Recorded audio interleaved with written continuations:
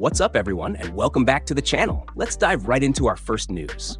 Strickland opened up about feeling pressured by the UFC when it came to accepting the rematch against Du Plessis, a fight that he ultimately lost by unanimous decision. Speaking honestly about the situation, Sean said he felt like he was backed into a corner and did not feel like turning the fight down was a real option. Sean explained that before the Du Plessis fight was even confirmed, he was riding with Axel Hodges when he suffered a serious shoulder injury. He said he broke his shoulder and later traveled to Colombia to receive stem cell treatment in hopes of speeding up the recovery process. While he was still dealing with that injury, the UFC reached out to him about the rematch. According to Sean, the reality of dealing with the UFC is that saying no is rarely acceptable. He described the dynamic as one where fighters feel obligated to accept fights, even when they are not physically ready. Sean said he felt forced into taking the matchup despite his condition, and that pressure played a big role in his decision to step into the cage. Now, after taking time away from competition, Sean says the break has been incredibly beneficial. He explained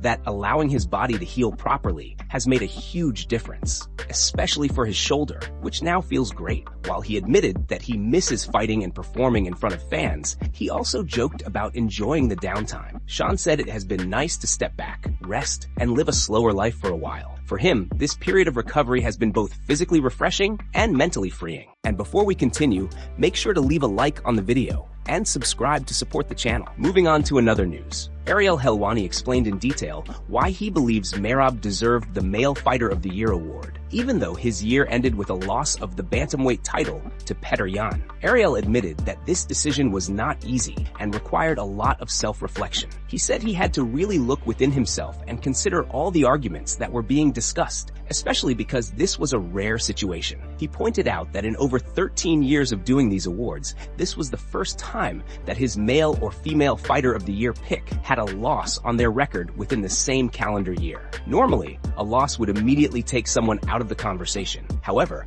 Ariel explained that context matters, and Merab's overall body of work in 2025 could not be ignored. Ariel broke it down by looking at Merab's activity level. He went 3-0 during the year before eventually losing to Petr Yan. Beyond just the wins and the loss, Ariel emphasized how active Merab was, constantly putting himself on the line. He talked about Merab chasing history, attempting to defend the title 4 times in a single calendar year, something almost unheard of in the modern era. What stood out most was Merab's willingness to come back again and again with very little rest. Ariel highlighted how he broke records, stayed active when others were sitting out, and embraced the grind of being a champion. To him, Merab symbolized everything you want in a great fighter, a star, and a true champion. Ariel acknowledged that it did not work out the way Merab wanted in the end, but he strongly believes that one loss should not erase everything else accomplished throughout the year. He even offered a different way to look at it, saying that if Merab had started the year with that loss and then went 3-0 afterward, the conversation might be completely different. In the end, Ariel said he felt very comfortable with his decision. Merab was more active than anyone else, defended his position multiple times,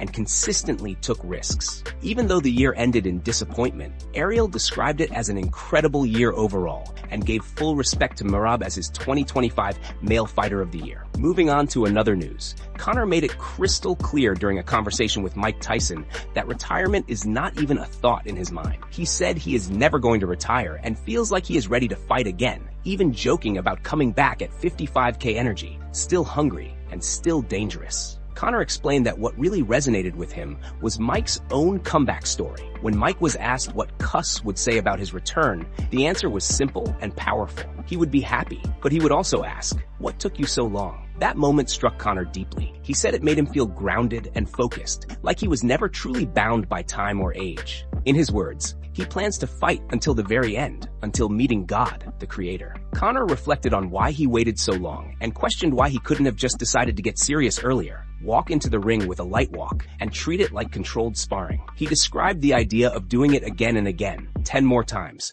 building momentum, rewriting the narrative, and staying active. The passion in his voice showed that the fire is still burning. For Conor, fighting is not just a career, it is who he is, and he believes that spirit never truly retires. Moving on to another news, Mike Perry opened up about where he is mentally and physically, admitting that he feels like he has nothing left to prove in combat sports. He revealed that he has been taking a break from training recently because his back has been bothering him, and that pain has forced him to slow things down. Instead of grinding every day like he used to, he said he has simply been living life and enjoying it. Mike reflected on his long career and said he truly believes he already proved himself. He reminded everyone that he has stepped into the ring over 30 times as a professional and has always given everything he had. According to him, whenever Platinum was in the ring, he fought as hard as possible, no matter the circumstances. He described the work as back-breaking and brutal, but something he willingly embraced throughout his career. His most recent fight took place at BKFC 82 in October, where he defeated Jeremy Stephens by TKO in the 5th round. That performance, in his mind, was just another example of him showing up and delivering when it mattered. Mike spoke with confidence and humor, joking about crying through the pain, and then wiping his eyes with money, acknowledging both the sacrifices and the rewards that came with his journey. Now, Mike says he feels at peace. He explained that he accomplished what he set out to do as a tough guy and feels genuinely good about it. Rather than chasing more validation inside the ring, he is trying to figure out what life looks like beyond constant training and fighting. For Mike Perry, the fire of competition has already burned bright, and he is satisfied with everything he gave to the sport. Moving on to another news, Ilia appeared in court alongside his ex-wife, Georgina, as both parties addressed an ongoing legal matter involving their daughter. The hearing focused solely on custody and care, with particular attention on where their daughter should continue living. At the moment, their daughter resides with Georgina, who submitted a request to relocate from Spain to Miami, a place where she had lived before the marriage. Ilia firmly opposed that request, making it clear that he did not agree with the move. As Ilia arrived at the courthouse, he was surrounded by journalists and cameras. Despite the attention, he remained calm and briefly spoke to the media while making his way inside. He explained that he was not stressed at all, emphasizing that he was going to see his daughter again very soon. He asked the media to let him through and repeated that his main priority was his daughter and his family, stating clearly that nothing mattered more to him at that moment. After the hearing concluded, Ilia once again addressed the media as he exited the court. His tone remained composed and positive. He said everything was perfect and expressed happiness about the fact that he would be seeing his daughter again soon. He repeated that his family was his top priority and that being reunited with his daughter meant everything to him. Throughout the entire appearance, Ilia stayed focused on the same message. He showed no signs of panic or frustration and consistently highlighted his role as a father first. The situation remained centered on what is best for the child, and Ilia made it clear that family comes before anything else in his life. Moving on to another news. Jeremy Stephens shared a hilarious and memorable moment from his BKFC fight with Mike Perry that still sticks with him. While appearing on Dominic Cruz's Love and War podcast, Jeremy reflected on the chaos of that fight and revealed that during one of the toughest moments, a very familiar voice cut through all the noise. Jeremy explained that after getting dropped in the fight, everything around him went silent. He could not hear the crowd, his corner, or anything else happening in the arena. The only voice he could hear clearly was Conor yelling at him to get back up. He said it was actually funny looking back, because there he was on the ground, hurt, and all he could hear was Conor shouting, "Get up, Jeremy! Get up, Jeremy!" According to Jeremy, that moment gave him a strange surge of hope and energy. He described Conor as incredibly loud, intense, and fully invested, the same way Jeremy himself is when he is cornering someone. He said Conor was screaming countdowns, pushing him, and pulling hard for him to win.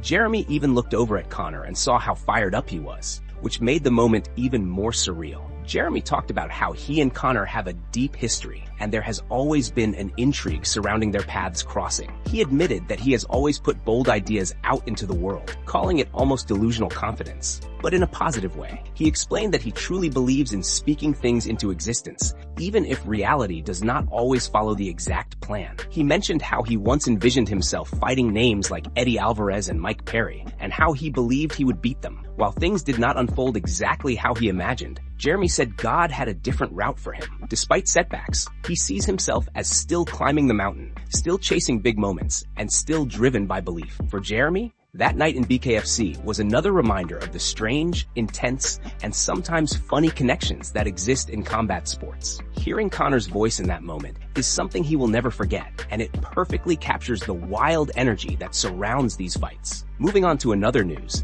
coach Tim Welch has revealed that the UFC is reportedly preparing for some major changes heading into 2026. According to Welch, the promotion is entering a brand new era, highlighted by a long-term broadcast partnership with Paramount. This new deal is set to officially kick off on January 24th with UFC 324, signaling a fresh chapter for the organization. During a recent interview with James Lynch from Home A Fight, Welch shared insight into what the UFC may be trying to change behind the scenes. He explained that the company is reportedly looking to make fights more fan-friendly, with a strong focus on entertainment value. One of the biggest rumored shifts is moving away from fighters whose styles are seen as boring by casual audiences.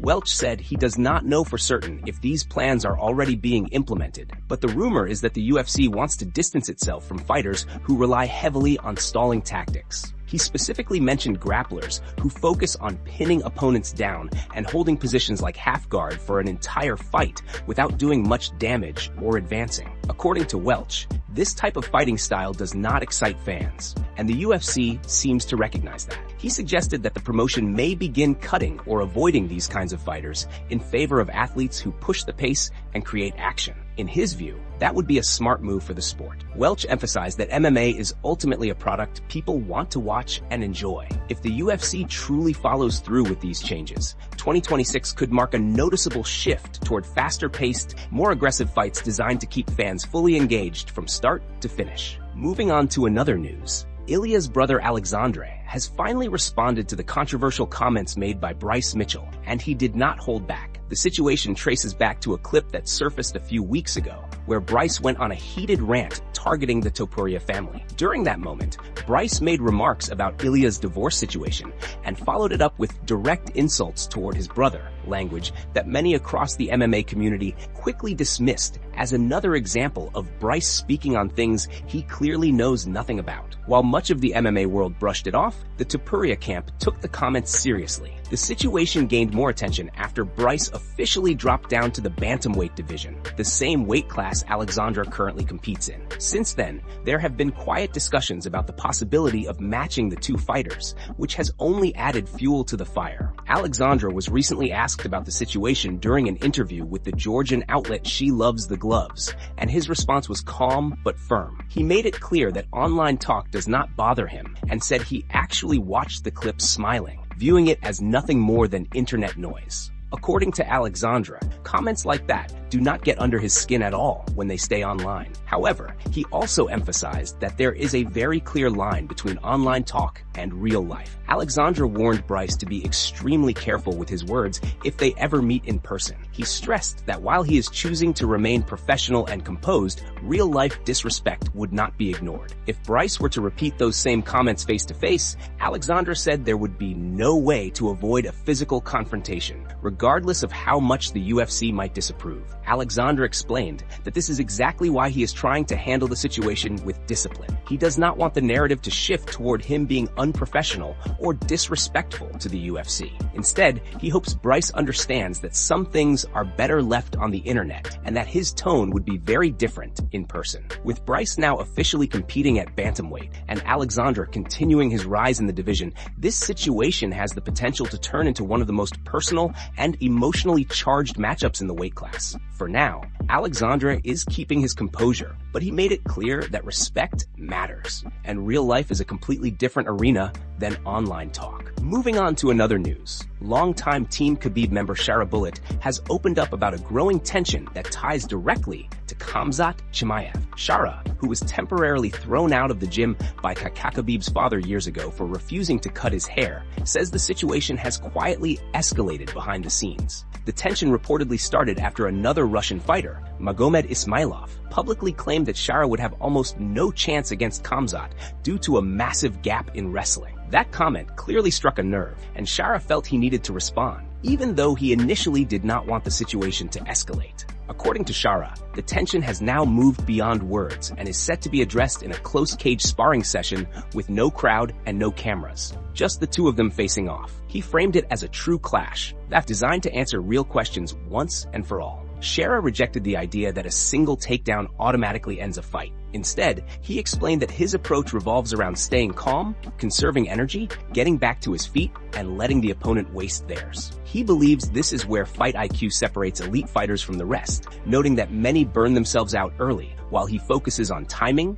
efficiency, and strategy. Shara also reflected on how much he has evolved since earlier training camps. Back then, he was still developing, but after his UFC experience, he believes the same exchanges would look very different today. He said he has told Khamzat straight up that he knows the moments where a single strike could put someone on a hospital bed, and that is the reality of fighting. In sparring, he works kindly, hitting lightly to avoid injuries, but even light shots can reveal an opponent's reaction. Once he starts hitting with power, everything changes instantly. Survival mode kicks in, pupils widen, and the opponent shifts from thinking about winning to feeling the pain. Shara emphasized that even when there is bad blood, he holds back in sparring, respecting the safety of his training partners. However, he made it clear that when he truly starts throwing with power, a single exchange can completely change the course of a fight, setting the tone from the very first strike. For Shara, this is both strategy and a demonstration of how fight IQ and precision can dominate a battle, even against the toughest opponents. That's it from MMA Pulse News. Thanks for watching. Don't forget to leave a like and subscribe for your daily dose of MMA news.